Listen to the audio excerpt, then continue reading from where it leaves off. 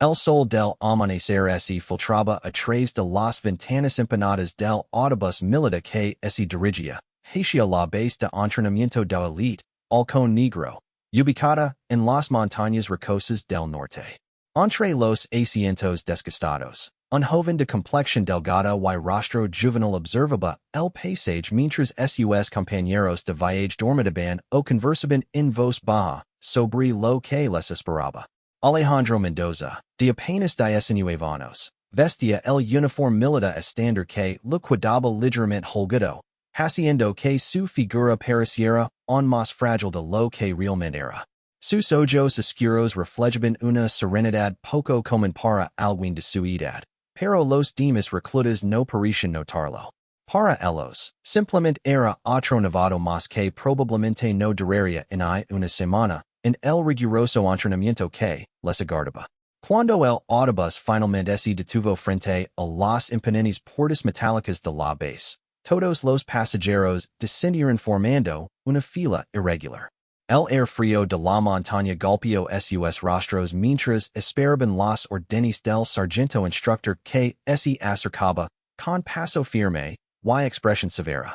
El sargento primera clase Ramírez era un hombre de mediana edad, con cicatrices en el rostro que hablaban de múltiples misiones de combate. Su mirada atravesaba a cada recluta como si pudiera leer sus pensamientos y debilidades con solo observarlos. Cuando sus ojos se posaron en Alejandro, una sonrisa burlona se dibujó en sus labios. «Atención, reclutas», gritó con voz ronca que resonó en las montañas circundantes. «Bienvenidos al infierno.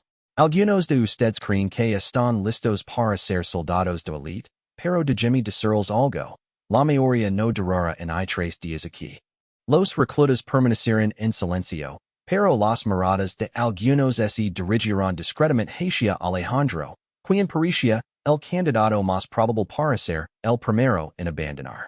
Su apariencia juvenil y su complexión delgada contrastaban notablemente con los otros aspirantes, muchos de los cuales ya habían servido en unidades regulares o provenían de academias militares prestigiosas. Durante la inspección inicial, el sargento Ramírez se detuvo frente a cada recluta, evaluándolos con mirada crítica. Cuando llegó a Alejandro, lo observó de arriba abajo con una expresión de incredulidad mal disimulada. «¿Cuántos años tienes, muchacho?», lo preguntó con tono despectivo. «19 años, señor», respondió Alejandro con voz firme, manteniendo la postura militar correcta. «19? ¿Y qué experiencia militar tienes?» «Ninguna formal, señor. Complete el servicio militar obligatorio hace 6 meses». Una risa ahogada se escuchó entre algunos reclutas, pero se silenciaron inmediatamente cuando el sargento los miró con severidad. Sin embargo, era evidente que todos pensaban lo mismo. ¿Qué hacía este jovencito en un programa de entrenamiento para fuerzas especiales? El resto del día transcurrió con la asignación de barracas, la entrega de equipo y las primeras charlas sobre las reglas y expectativas del programa. Alejandro fue asignado a la misma barraca que otros 5 reclutas, todos ellos aparentemente más experimentados y físicamente intimidantes. Su compañero de litera era Carlos Vega, un ex-marine de 26 años con brazos musculosos cubiertos de tatuajes militares. Carlos había servido 2 periodos de despliegue en zonas de conflicto y no perdió tiempo en hacer saber a todos en la barraca sobre su experiencia. «No puedo creer que hayan dejado entrar a un niño aquí», comentó Carlos mientras organizaba su equipage, sin dirigirse a nadie en particular pero asegurándose de que Alejandro pudiera escucharlo. «Esto solía ser serios». Los otros compañeros de barraca rieron por lo bajo. Estaba Miguel Torres, un veterano de paracaidismo, Roberto Silva, especialista en communications, David Morales, un ex-policía especializado en SWAT, y Fernando García, quien había sido parte de la Guardia Presidencial. Alejandro permaneció en silencio mientras organizaba meticulosamente su equipage. Cada prenda fue doblada con precisión militar, cada artículo colocado en su lugar exacto según las regulations. Sus movimientos eran eficientes y deliberados, sin desperdicio de tiempo o energía. Miren eso, señaló David, observando la organización impecable de Alejandro. Al menos sabe doble uniforms. Quizás puede ser nuestro lavandero personal. Las risas llenaron la barraca nuevamente, pero Alejandro siguió con sus tareas sin imitarse. Había aprendido hace mucho tiempo que las palabras de otros solo tenían el poder que uno les otorgaba, y él tenía cosas más importantes en las que concentrar su energía. Esa noche, después de la cena en el comedor, los reclutas fueron convocados para una reunión informativa sobre lo que les esperaba en las próximas semanas. El coronel Hernández, comandante de la base, se dirigió a ellos desde el podio con una presencia imponente que exigía respeto inmediato. Caballeros, comenzó con voz autoritaria. Están aquí porque alguien creo que tenían el potencial para convertirse en soldados de élite. Sin embargo, el potencial no es suficiente.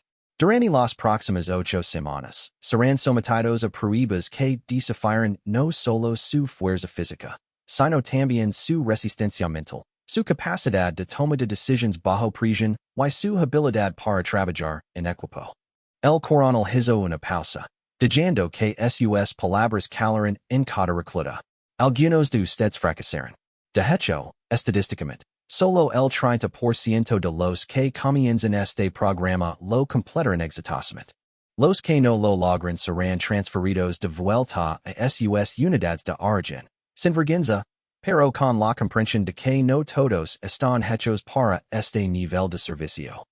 Las miradas de varios reclutas se dirigieron nuevamente hacia Alejandro, quien escuchaba atentamente cada palabra del coronel sin mostrar signos de intimidación o preocupación. Después de la reunión, mientras regresaban a las barracas, Carlos se acercó a Alejandro con una sonrisa que no ligaba a sus ojos.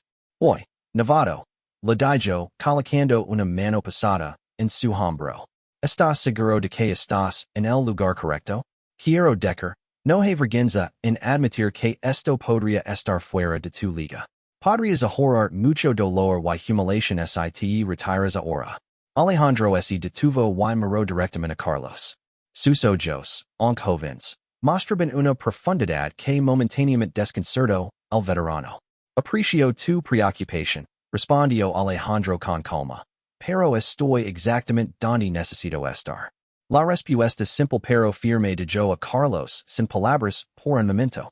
Había esperado nerviosismo, tartamudeo o alguna muestra de inseguridad, pero la tranquila confianza en la voz de Alejandro era inesperada.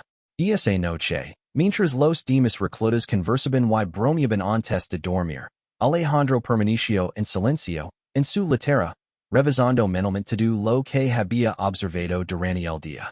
Había notado las rutinas de los instructores, la distribución de la base, los puntos de fortaleza y debilidad de sus compañeros reclutas, y había comenzado a formar un mapa mental de todo lo que podría ser relevante en los días venideros.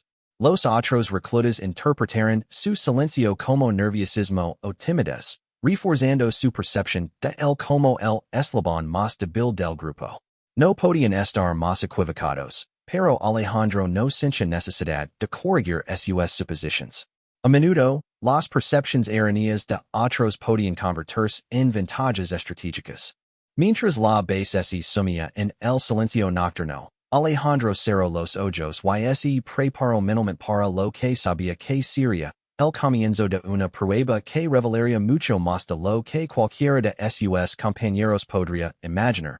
El sonido estridente del silbato del sargento perforo, el silencio del amanecer a las 5 de la mañana. Los reclutas saltaron de sus literas, algunos todavía desorientados por el sueño, mientras el sargento Ramírez entraba a la barraca con el ruido de sus botas resonando contra el suelo de concreto. Arriba, señoritas. Tienen 5 minutos para estar formados en el patio de entrenamiento. Gritó mientras caminaba entre las literas, inspeccionando la rapidez con que cada recluta se preparaba. Alejandro ya estaba de pie y vistiéndose cuando el sargento entró. Sus movimientos eran precisos y eficientes, como si hubiera estado despierto desde antes del llamado. En menos de tres minutos, estaba completamente vestido y había hecho su cama con las esquinas perfectamente dobladas según el estándar militar. Carlos, un medio dormido, observó con sorpresa la rapidez de Alejandro. El niño al menos sabe seguir órdenes básicas, murmuró a Miguel, quien estaba luchando con sus botas. En el patio de entrenamiento, los 32 reclutas se formaron en filas perfectas bajo la luz fría de los reflectores. El aire matutino era helado, y varios de ellos tiritaban ligeramente mientras esperaban las órdenes del día. Bienvenidos a su primer día real, de más, gritó el sargento Ramírez mientras pasaba frente a la formación. Hoy comenzamos con algo simple, una pequeña carrera matutina. 15 kilómetros por el sendero de montaña. Nada del otro mundo para futuros soldados de élite, ¿verdad? Un murmullo de preocupación se extendió entre algunos reclutas. 15 kilómetros por terreno montañoso no era precisamente un calentamiento suave, especialmente en la altitud en la que se encontraban. El último en llegar lavara los platos de toda la compañía durante una semana. Continuó el sargento con una sonrisa malévola. ¿Y hay alguien no completa el recorrido? Bueno, espero que hayan guardado sus boletos de autobús de regreso a casa. Los reclutas fueron liberados y comenzaron la carrera en grupo. Al principio, la mayoría mantuvo un ritmo conservador, conociendo la distancia que tenían por delante. Carlos y Miguel tomaron la delantera, seguidos de cerca por David y Roberto. Fernando se mantuvo en el medio del pelotón, mientras que Alejandro corría hacia la parte trasera del grupo. Miren eso. Jadio Carlos mientras señalaba hacia atrás con la cabeza. El novato ya se está quedando atrás. No durará en 5 kilómetros. Efectivamente, Alejandro parecía estar luchando para mantener el ritmo. Su respiración era laboriosa y su paso parecía inseguro en el terreno rocoso del sendero de montaña. Varios reclutas lo pidieron, algunos lanzando comentarios bullies sobre su condición física. Sin embargo, lo que ninguno de ellos notó fue la naturaleza calculada de la estrategia de Alejandro. Había evaluado rápidamente las capacidades de sus compañeros y había decidido conservar su energía para la segunda mitad de la carrera, cuando el terreno se volvía más desafiante y la fatiga comenzaría a afectar a los corredores más agresivos. A medida que avanzaba la carrera, el sendero se volvía más empinado y rocoso.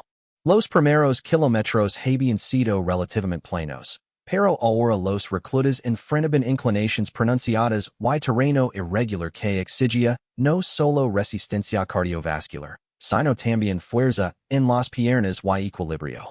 Carlos, quien había mantenido un ritmo agresivo desde el inicio, comenzó a sentir los efectos del esfuerzo sostenido.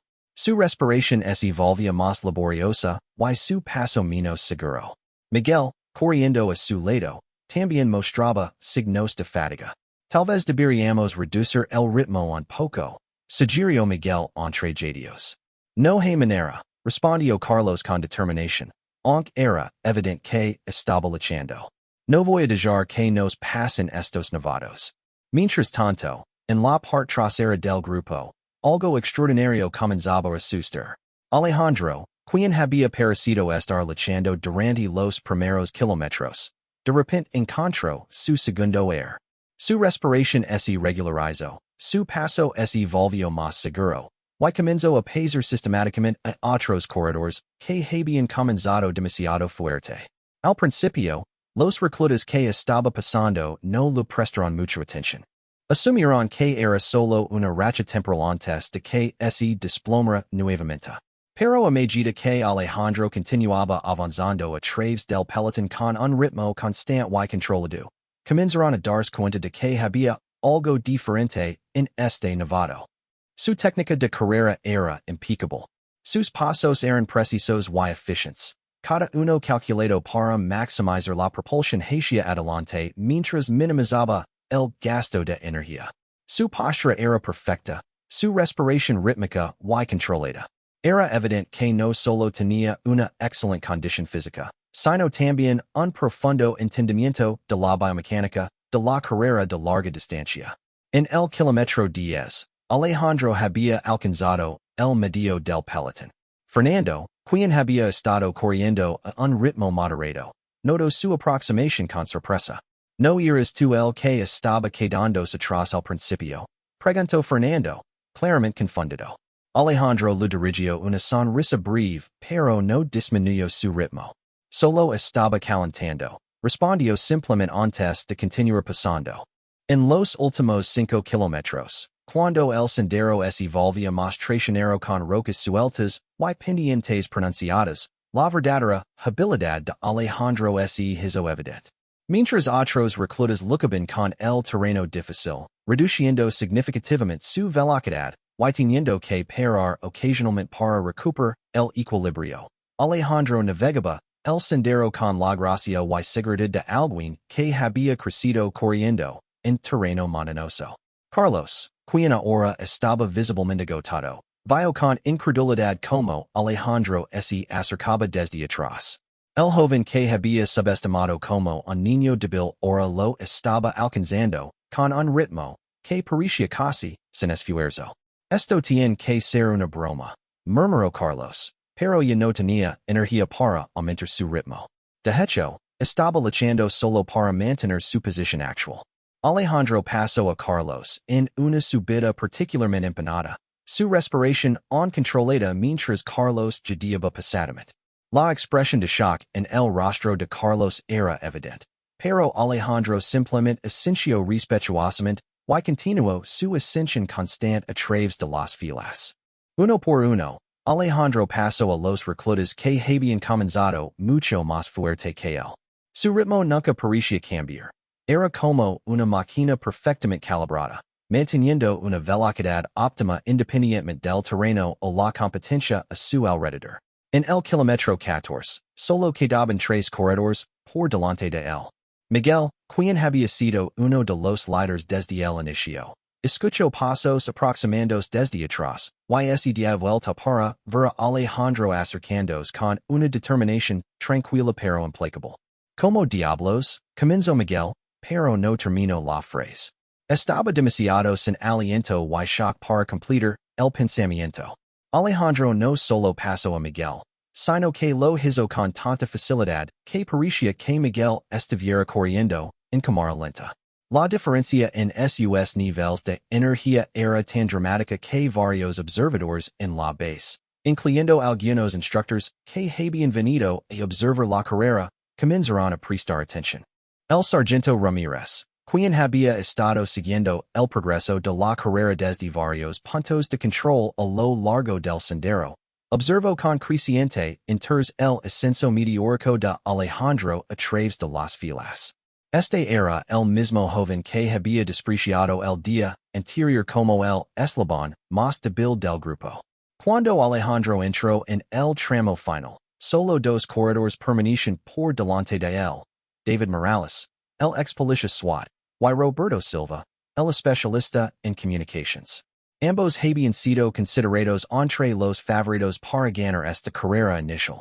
David, corriendo en segunda posición, vio a Alejandro aparecer a su lado y su expresión cambió de confianza a perplejidad total. ¿Quién diablos eres tú?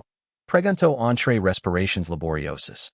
En lugar de responder, Alejandro simplemente sonrió y aumentó ligeramente su ritmo, pasando a David como si fuera un obstáculo menor.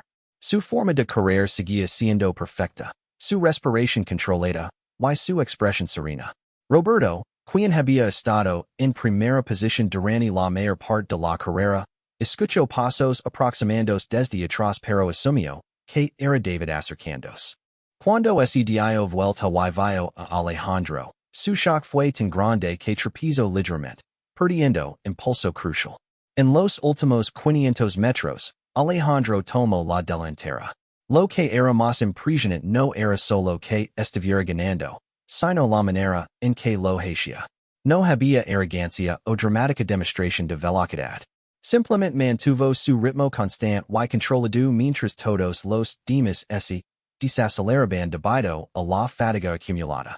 Cuando cruzó la línea de meta, establecida en el patio de entrenamiento de la base, Alejandro no parecía particularmente cansado. Su respiration estaba elevada pero controlada. Y detuvo con la gracia de alguien que podría haber continuado corriendo otros kilómetros si fuera necesario. El silencio que siguió su legado fue ensordecedor. Los instructores, otros soldados de la base, y los reclutas que habían terminado antes miraban con incredulidad. Este era el mismo novato que había sido objeto de burla apenas 24 horas antes. Roberto Lego II, casi un minuto completo después de Alejandro, seguido de cerca por David. Ambos estaban visiblemente agotados y confundidos por lo que acababan de presenciar. Cuando Carlos finalmente cruzó la línea de meta en 10º lugar, casi 10 minutos después de Alejandro, su expresión de shock y humiliación era evidente. El joven que había llamado niño y había sugerido que se retirara no solo había completado la carrera, sino que había dominado completamente a todos los veteranos experimentados. El sargento Ramírez se acercó a Alejandro con una expresión que había cambiado considerablemente desde el día anterior. Ya no había desprecio o burla en sus ojos, sino una curiosidad intensa y un nuevo respeto. Recluta Mendoza, dijo, su voz notablemente diferente a como lo había hablado antes. ¿Dónde aprendiste a correr así? Alejandro mantuvo su postura militar perfecta mientras respondía. He corrido toda mi vida, señor. Crecí en las montañas. Era una respuesta simple, pero el sargento intuyó que había mucho más en la historia. La demostración que acababa de presenciar no era solo el resultado de crecer corriendo en terreno montañoso. Había una técnica, disciplina y capacidad atlética que sugerían un entrenamiento mucho más avanzado de lo que un simple servicio militar obligatorio podría proporcionar. Mientras los demás reclutas terminaban la carrera, legando en grupos dispersos durante la siguiente hora, las conversaciones en voz baja llenaban el aire. El tema de todas esas conversaciones era el mismo. ¿Quién era realmente Alejandro Mendoza y de dónde venía? Los días siguientes trajeron una serie de evaluaciones diseñadas para probar diferentes aspectos de las habilidades militares de los reclutas. Después de la sorprendente victoria de Alejandro en la carrera matutina, la atmósfera en la barraca había cambiado sutilmente. Las burlas abiertas habían cesado, reemplazadas por una curiosidad cautelosa y un respeto reticente. Sin embargo, Carlos no estaba dispuesto a aceptar que había subestimado completamente el joven recluta. Durante el 11 del tercer día, se acercó a Alejandro con una sonrisa que no ocultaba del todo su frustración. Bien trabajo en la carrera, novato, dijo, aunque el completo sonaba forzado. Pero correr es una cosa. Vimos como te va cuando las cosas se pongan realmente difíciles. Alejandro asintió cordialmente mientras continuaba caminando su destino. No había arrogancia en su demeanor, pero tampoco signos de intimidación. Su calma constante comenzaba a irritar a algunos de sus compañeros, quienes interpretaban su tranquilidad como frialdad o indiferencia. Esa mañana, los reclutas fueron introducidos al campo de entrenamiento de combate urbano, una réplica elaborada de un entorno de ciudad con edificios de múltiples pisos, callejones, y obstáculos diseñados para simular situaciones de combate realistas. El capitán Torres, instructor principal de tácticas de combate, explicó el ejercicio del día. Caballeros, trabajaron en equipos de cuatro para cumplir una serie de objetivos tácticos, anunció mientras señalaba diferentes sectores del campo de entrenamiento. Cada equipo debe neutralizar objetivos hostiles, rescatar civiles simulados, y extraer información de inteligencia. Todo mientras evita trampas y emboscadas. Los equipos fueron asignados aleatoriamente. Alejandro fue colocado con Carlos, Miguel, y David, una combinación que permitía ser interesante considerando la tensión subjacente entre algunos de los miembros. Carlos inmediatamente asumió el liderazgo del equipo, su experiencia como ex-marine dando confianza en situaciones de combate simulado. Está bien, aquí está el plan. Comenzó mientras estudiaba el mapa del área de operations. Miguel, tú tomas punto. David, cubres nuestro flanco derecho. Yo dirigir desde el centro. Y tú, dijo dirigiéndose a Alejandro. Quédate atrás y trata de no estorbar. Alejandro escuchó las instrucciones sin objeción, pero sus ojos estaban constantemente escaneando el terreno, notando detalles que los otros habían pasado por alto, posiciones de francotirador potenciales, rutas de escape, puntos ciegos en la cobertura de Carlos. Cuando comenzó el ejercicio, el equipo avanzó cautelosamente hacia el primer objetivo, un edificio de 3 pisos donde supuestamente se mantenían regímenes civiles.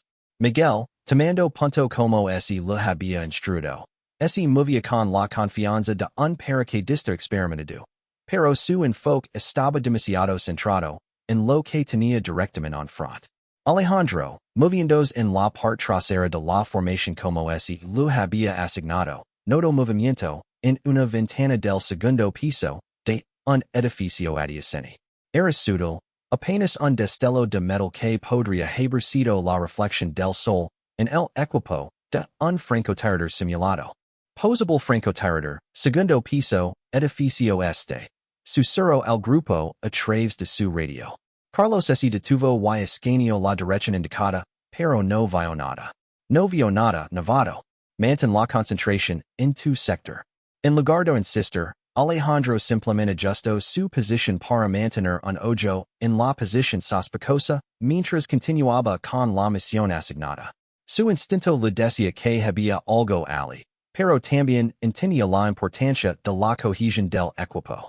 Minutos después, cuando estaban a mitad de camino hacia el objetivo, un láser rojo apareció en el pecho de Miguel, indicando que había sido eliminado por un francotirador. El mismo francotirador que Alejandro había detectado anteriormente. Francotirador. Busquen cobertura, gritó Carlos, pero ya era demasiado tarde. El equipo se había expuesto en una zona de tiro libre, exactamente donde Alejandro había predicho que estarían vulnerables. David logró llegar a cubierta detrás de un vehículo abandonado, pero Carlos quedó atrapado en terreno abierto. El láser del francotirador se movía hacia él cuando repentinamente se detuvo. Alejandro había aparecido desde una posición que nadie había notado que había tomado, usando una ruta que había identificado durante su reconocimiento inicial. Con movimientos fluidos y precisos, Alejandro había flanqueado la posición del francotirador usando una serie de cubiertas que había mapeado mentalmente desde el inicio del ejercicio. Su aproximación fue tan silenciosa y eficiente que, incluso los instructores que supervisaban el ejercicio, quedaron impresionados.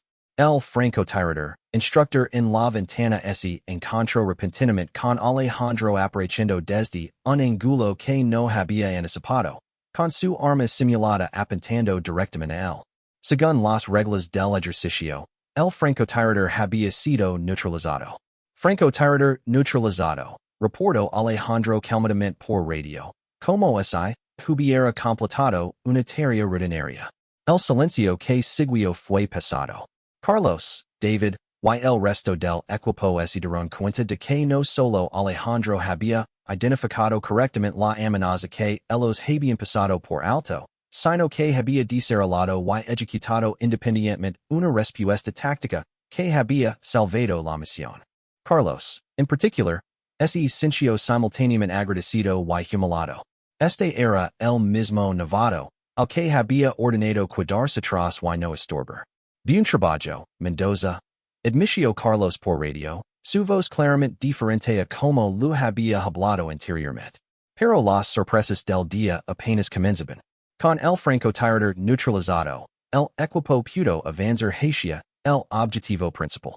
Sin embargo, cuando llegaron al edificio donde se suponía que estaban los rehenes, encontraron que estaba lleno de trampas simuladas y múltiples adversarios ocultos. La formación original de Carlos se desmoronó rápidamente ante la complejidad del entorno interior. Los pasillos estrechos, las múltiples habitaciones, y los adversarios apareciendo desde ángulos inesperados requerían un nivel de coordinación y toma de decisiones instantáneas que superaba la experiencia del equipo.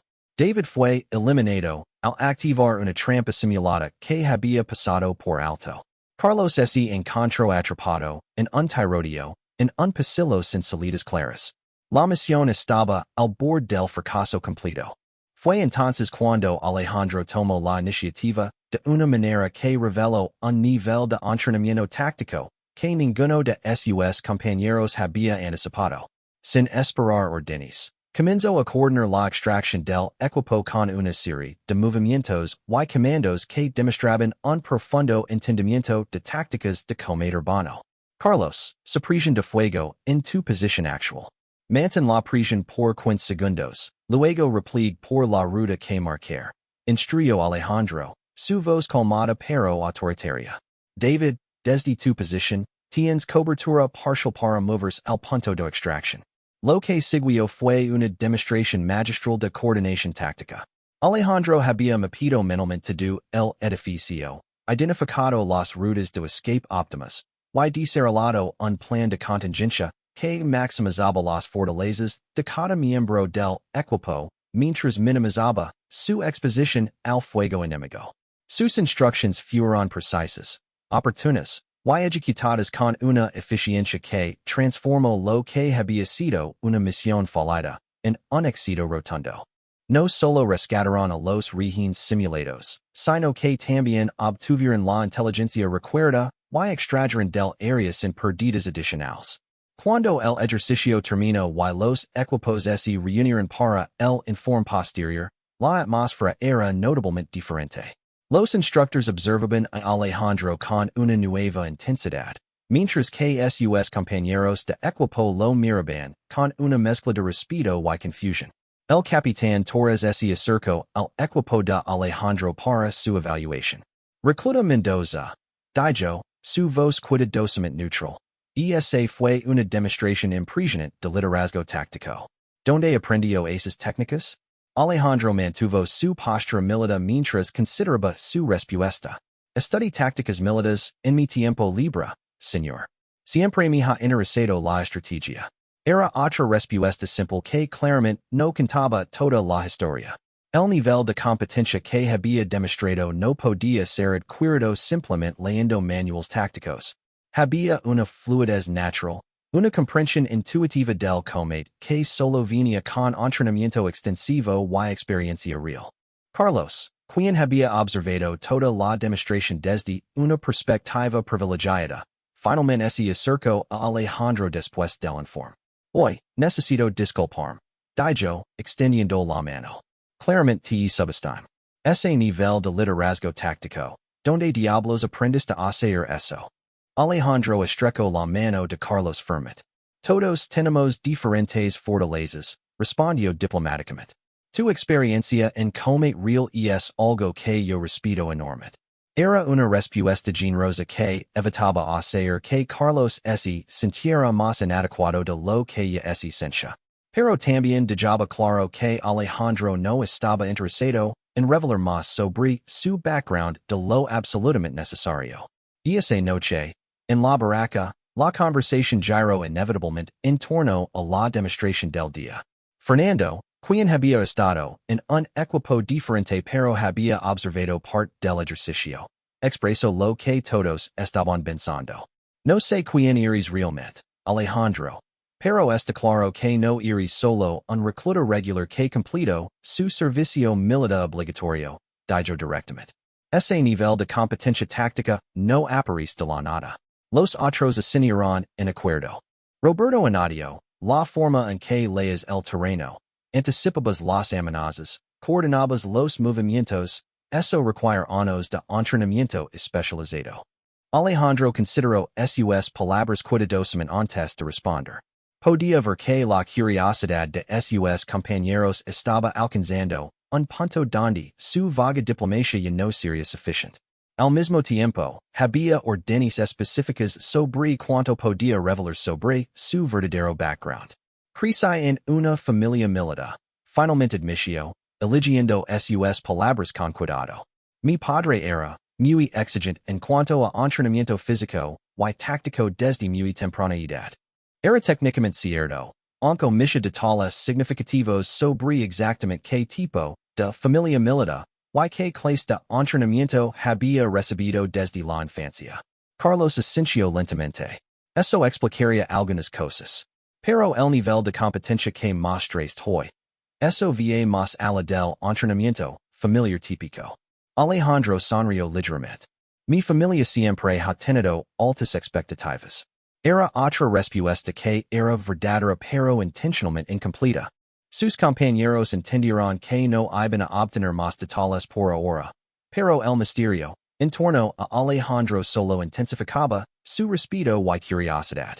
Lo que ninguno de ellos sabía era que, en la oficina del comandante, una llamada telefónica muy interesante estaba teniendo lugar. El coronel Hernández estaba hablando con alguien de muy alto rango en el comando central, discutiendo las observaciones iniciales sobre uno de los reclutas en particular. Sí, señor, las capacidades son consistentes con los reportes preliminares, decía el coronel en voz baja. Definitivamente está manteniendo un perfil bajo como ese lo instruyó. Pero la competencia natural está empezando a mostrarse. La conversación continuó por varios minutos, pero las palabras clave que se repiten eran exceptional, como se esperaba, y proctor según el protocolo establecido. Cuando terminó la llamada, el coronel se quedó mirando por la ventana hacia las barracas donde los reclutas se preparaban para dormir. Uno de esos reclutas era mucho más de lo que parecía, y los próximos días revelarían gradualmente, exactamente que tan profundo corrían sus verdaderas capacidades de la cuarta semana de entrenamiento trajo consigo el ejercicio más desafiante hasta la fecha. Una simulación de supervivencia de 72 horas en terreno hostil. Los reclutas fueron divididos en equipos de 6 y lanzados en paracaídas en diferentes sectores de una vasta área de entrenamiento que abarcaba montañas, bosques densos y terreno desértico. Alejandro fue asignado a un nuevo equipo que incluía a Carlos, Fernando, dos reclutas de otras barracas llamados Antonio y Luis, y sorprendentemente, a Roberto Silva, quien había mostrado considerable respeto hacia Alejandro después de presentar sus habilidades tácticas. La misión era compleja. Navega hasta un punto de extracción específico ubicado a 30 kilómetros de distancia, mientras evitaban patrolas enemigas simuladas, obtenían inteligencia de 3 ubicaciones separadas, y lo hacían con equipo mínimo y raciones limitadas. El salto en paracaídas se realizó durante la noche, añadiendo un elemento adicional de complejidad. Mientras los otros miembros del equipo luchaban con sus paracaídas en la oscuridad, y el viento fuerte, Alejandro aterrizó con una precisión que impresionó incluso a los observadores militares que monitoreaban el ejercicio desde puntos de observación elevados. Su aterrizaje fue textbook perfecto. Rodó suavemente para absorber el impacto. Rápidamente colapsó su paracaídas para evitar que el viento lo arrastrara. Y inmediatamente estableció un perímetro defensivo mientras esperaba a que sus compañeros de equipo aterrizaran. Carlos, quien aterrizó aproximadamente 200 metros al oeste, inmediatamente notó la eficiencia de Alejandro. Este chico está lleno de sorpresas, murmuró para sí mismo mientras luchaba con su propio paracaídas enredado. Una vez que todo el equipo se había reagrupado, enfrentaron su primer desafío significativo. Orientación nocturna, en terreno desconocido, sin GPS moderno. Tenían mapas topográficos, una brújula, y las estrellas, pero el terreno montañoso hacía la navegación extremadamente difícil. Carlos, como el miembro más experimentado, asumió nuevamente el liderazgo nominal del equipo, pero rápidamente se hizo evidente que sus habilidades de navegación terrestre no estaban al nivel requerido para esta situación específica. Después de 2 horas de movimiento que los había llevado en círculos, Fernando expresó la frustración que todos sienten. No estamos llegando a ningún lado. Hemos pasado por esa formación rocosa distintiva 2 veces ya. Alejandro había estado observando silenciosamente, permitiendo que Carlos mantuviera el liderazgo mientras tomaba nota mental de cada error de navegación. Finalmente, se acercó al grupo con una propuesta. ¿Puedo sugerir una ruta alternativa? Preguntó respetuosamente, extendiendo su mano hacia el mapa. Carlos, claramente frustrado con su propia incapacidad para orientarse efectivamente, lo entrego el mapa. Adelante. A este punto, cualquier idea es bienvenida. Alejandro estudió el mapa por apenas 30 segundos, luego miró hacia las estrellas, consultó su brújula, y señaló hacia una dirección que era notablemente diferente de la que habían estado siguiendo. El primer objetivo de inteligencia está en esta dirección. Dijo con confianza. Si seguimos esta cresta durante aproximadamente 3 kilómetros, luego descendemos hacia el valle que sigue allí, deberíamos llegar en aproximadamente 2 horas. Roberto, quien había estado observando la orientación de Alejandro, preguntó. ¿Cómo puedes estar tan seguro? El terreno es completamente diferente en la oscuridad. Alejandro señaló varias características distintivas que había identificado.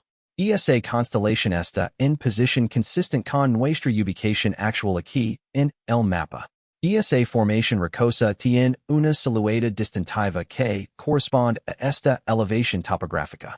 Y el viento está viniendo desde el noroeste, lo cual es consistente con los patrones meteorológicos típicos de esta región según el briefing. Era una demostración de navegación terrestre que iba mucho más allá de lo que enseñaba en entrenamiento militar básico. Alejandro estaba integrando astronomía, meteorología, geología, y cartografía avanzada para determinar su posición con una precisión que rivalizaba con sistemas GPS modernos. Carlos observó la explicación con creciente admiración y perplejidad. ¿Dónde diablos aprendes navegación así? Mi padre me enseñó desde muy joven, respondió Alejandro simplemente, ofreciendo su respuesta estándar que era técnicamente verdadera pero deliberadamente vaga. Siguiendo la orientación de Alejandro, el equipo llegó al primer objetivo de inteligencia, en exactamente el tiempo que había predicho. Era un pequeño puesto de observación simulado donde necesitaban obtener códigos específicos sin ser detectados por patrolas enemigas. La aproximación al objetivo reveló otro nivel de competencia de Alejandro que había permanecido oculto hasta ahora.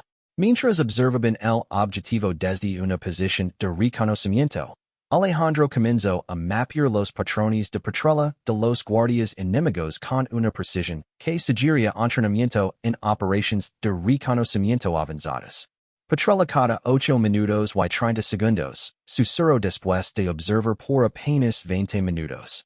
Ventana de oportunidad de aproximadamente 3 minutos cuando ambos guardias están en el lado opuesto del perímetro. Antonio, uno de los reclutas nuevos, preguntó. ¿Cómo puedes determinar el patrón tan rápidamente? Alejandro señaló sutiles indicadores que había estado rastreando. Observen sus rutas de camino, la velocidad de sus pasos, donde hacen pausas para verificar diferentes sectores. Los patrones humanos tienden a ser más regulares de lo que la gente realiza. Era psicología operacional aplicada combinada con técnicas de observación que requieren entrenamiento especializado para dominar. Utilizando la ventana de oportunidad que había identificado, Alejandro se infiltró en el puesto silenciosamente, obtuvo los códigos requeridos, y regresó sin haber sido detectado. Todo el preciso tomó menos de 4 minutos, incluyendo el tiempo de entrada y salida. Cuando regresó con el equipo, Roberto expresó lo que todos estaban pensando. Eso fue impresionante. ¿Has hecho este tipo de infiltración antes? Alejandro consideró su respuesta cuidadosamente. He practicado técnicas de movimiento silencioso desde la infancia, dijo finalmente. Era otra verdad parcial que omisha el contexto completo de exactamente donde y con quien había practicado estas técnicas. Los siguientes 2 días trajeron una serie de desafíos que revelaron progresivamente más capas de la competencia de Alejandro. Cuando el equipo enfrentó escasez de agua, Alejandro identificó y purificó fuentes naturales usando técnicas de supervivencia que iban más allá del entrenamiento militar estándar. Cuando necesitaron cruzar un río rápido sin equipo, construyó un puente improvisado usando principios de ingeniería que demostraron educación técnica avanzada.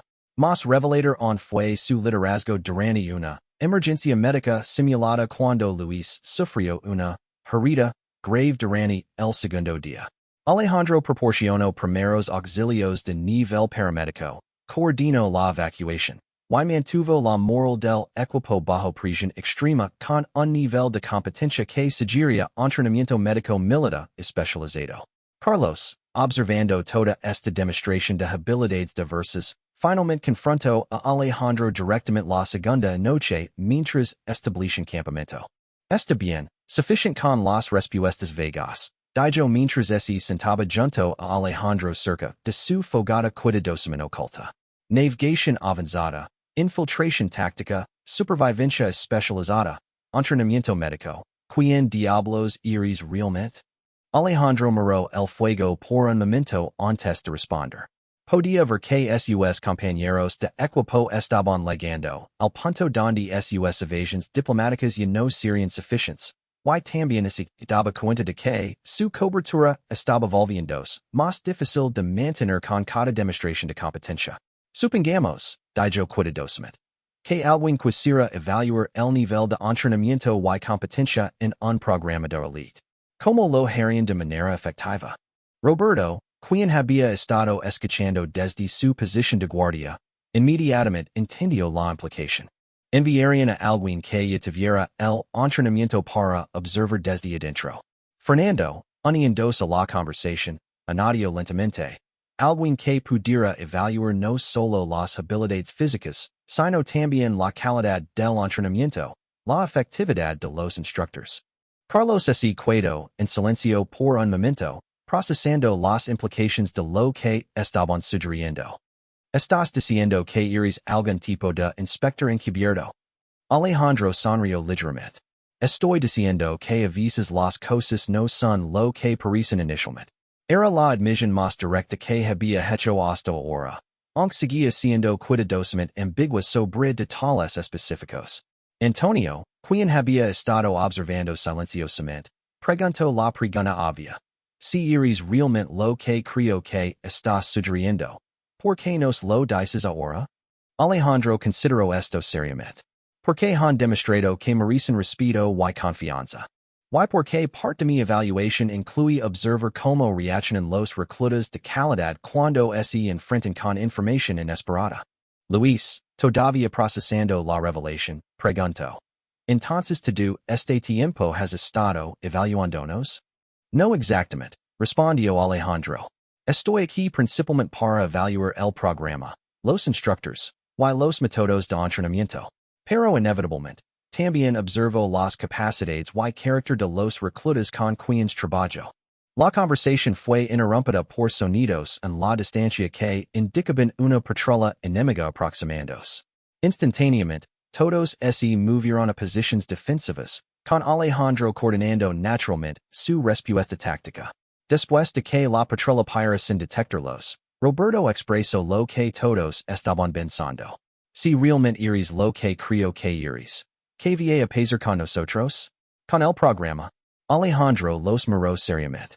Eso depende en gran parte de lo que observo en estos ejercicios finales. Pero puedo decir que hasta ahora, han excedido las expectativas en la mayoría de las áreas importantes. Era información tranquilizadora, pero también añadía presión adicional a los desafíos restantes. El tercer día trajo el desafío final. Llegar al punto de extracción mientras evitaban una búsqueda intensificada de patrullas enemigas que habían sido alertadas de su presencia. Era una prueba de todo lo que habían aprendido durante el ejercicio, requiriendo navegación precisa, coordinación táctica, y resistencia física bajo presión extrema. Fue durante esta fase final que Alejandro finalmente reveló el alcance completo de sus capacidades. Coordinando el movimiento del equipo a través de terreno hostil mientras evitaban detección múltiple, demostró un nivel de liderazgo táctico y competencia operacional que claramente indicaba años de entrenamiento en operaciones especiales de élite. Cuando finalmente llegaron al punto de extracción, no solo habían completado todos los objetivos, sino que lo habían hecho con una eficiencia que impresionó a los observadores militares que habían estado monitoreando el ejercicio. Mientras esperaban la extracción, Carlos finalmente hizo la pregunta directa que había estado evitando. ¿Cuál es tu rango real? Alejandro Sanrio. Officialmente, soy recluta Mendoza completando entrenamiento de élite. Why extraoficialmente? Extraoficialmente, soy teniente coronel Alejandro Mendoza, operations especiales, asignado para evaluar este programa por orden directa del Comando Central. El silencio que siguió esta revelación fue profundo. Carlos, quien había llamado a un teniente coronel novato, y lo había sugerido que se retirara, se vea como si quisiera que la tierra se lo tragara. Alejandro, notando la incomodidad de Carlos, añadió rápidamente. Su reacción inicial fue completamente apropiada en la información que tenían. De hecho, parte de mi misión era evaluar que tan efectivamente los reclutas experimentados podrían identificar competencia oculta. Su escepticismo inicial demostró bien juicio militar. Era una explicación generosa que ayudó a aliviar parte de la tensión, pero la dinámica fundamental había cambiado irrevocablemente. Cuando el helicóptero de extracción finalmente llegó, encontró un equipo que había completado exitosamente una de las misiones de supervivencia más desafiantes en la historia del programa. Pero más significativamente, habían ganado el respeto y mentoría de uno de los oficiales de operations especiales más altamente entrenados en el servicio. De vuelta en la base, mientras los reclutas fueron debriefed sobre su desempeño, Alejandro fue convocado a una reunión privada con el coronel Hernández y varios oficiales de alto rango que habían llegado específicamente para escuchar su evaluación del programa. Sus recomendaciones fueron extensas y detalladas, cubriendo todo desde modificaciones en el entrenamiento táctico hasta mejoras en la selección de reclutas. Pero su conclusión general fue inequívocamente positiva. El programa estaba produciendo soldados de élite de calidad excepcional. Y esa noche, en la barraca, la atmósfera era una mezcla compleja de respeto, camaradería, y reflexión sobre todo lo que había ocurrido durante las semanas anteriores. Carlos se acercó a Alejandro con una sonrisa genuina. Sabes, a pesar de todo lo embarazoso que fue subestimar, tengo que admitir que aprendí más en estas semanas de lo que había aprendido en años de servicio regular. Alejandro asintió. Todos aprendemos algo. Y ese era parte del punto de todo el ejercicio. Roberto añadió. ¿Seguirás con nosotros hasta el final del programa? Sí, respondió Alejandro. Mi evaluación no está completa hasta que vea cómo termina el entrenamiento final. Fernando sonrió. Bueno, al menos ahora sabemos que si alguna vez estamos en problemas reales, tenemos el mejor comandante posible de nuestro lado. Alejandro los miró seriamente. La verdad es que todos ustedes han demostrado tener exactamente las cualidades que necesitamos en operations especiales. Mi rango puede ser más alto, pero el valor de cada uno de ustedes es incuestionable. Era un reconocimiento que significaba más para estos reclutas que cualquier medalla o certificado que podrían recibir al completar el programa. Mientras la base se sumía en el silencio nocturno, Alejandro reflexionó sobre las semanas anteriores. Su misión de evaluación había sido exitosa, pero más importante, había ganado el respeto de algunos de los futuros líderes militares más prometedores del país. La historia del novato que había sorprendido a todos se convertiría en leyenda en la base, pero para aquellos que habían vivido la experiencia directamente, era un recordatorio poderoso de que el verdadero valor y competencia a menudo vienen en formas inesperadas, y que la humildad y el respeto mutuo son las bases de cualquier equipo verdaderamente efectivo. El programa continuaría por 2 semanas más, pero ya todos sabían que habían sido parte de algo excepcional. Guiados por alguien cuya competencia superaba con creces lo que cualquiera de ellos había imaginado posible cuando vieron por primera vez al joven aparentemente frágil descender del autobús semanas atrás.